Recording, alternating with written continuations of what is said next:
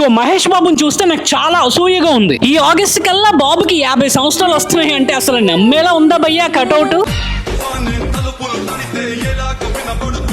దీనమ్మ 50 సంవత్సరాలు వస్తున్న బాబు ఇంత ఆరోగ్యంగా యవ్వనంగా మెయింటైన్ చేస్తున్నాడంటే దానికి సీక్రెట్ ఏంటో తెలియాలంటే ఫస్ట్ ఫాలో కొట్టేసి చూడు. కూడా పెరుగన్నంలోకి మామిడి పండు తింటారా? అప్పుడప్పుడు అలాంటివి చూసినప్పుడు తినాలనిపిస్తుంది.